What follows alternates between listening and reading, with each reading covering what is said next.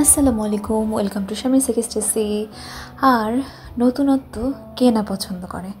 আমি একটু মাঝে মাঝে ঘরের নতুনত্ব খুবই পছন্দ করি আনতে।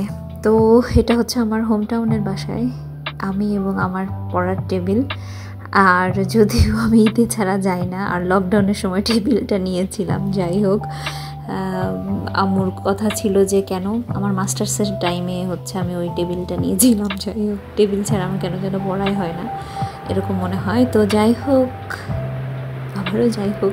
তো আমি একটু আমাকে নতুনত্ব দিতে, নিজের ভালো লাগাতে নিজেকে আরেকটা উপহার দিলাম। তো যাই হোক, আমার মানে ছোট্ট কোজি রুমে আমার স্টাডি কর্নার এটা।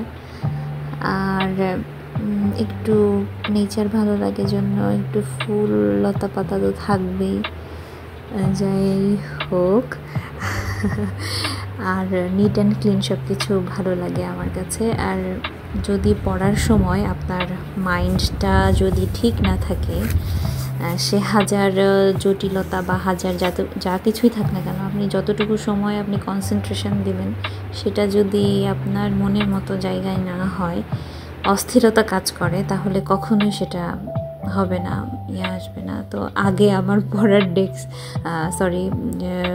বুকশেলফের অবস্থা কী ছিল। যাই হোক, আজ অনেক দিন পরে আমি একটু ওটাও গুছালাম, অনেক প্রেশার যাচ্ছে, তো কাজের ফাঁকে সময়ও পাওয়া যায় না ওইভাবে। তো এই তো এখন হয়তো বলতে পারেন যে পড়াশোনা শেষ হয়ে গেছে, এখন আবার কি? তো মানুষের জীবনে মনে হয় শেখার শেষ নেই, আর পড়াশোনারও মনে হয় শেষ নেই। তো কেমন লাগলো জানাবেন, আর প্লিজ আমার চ্যানেলটা সাবস্ক্রাইব করবেন।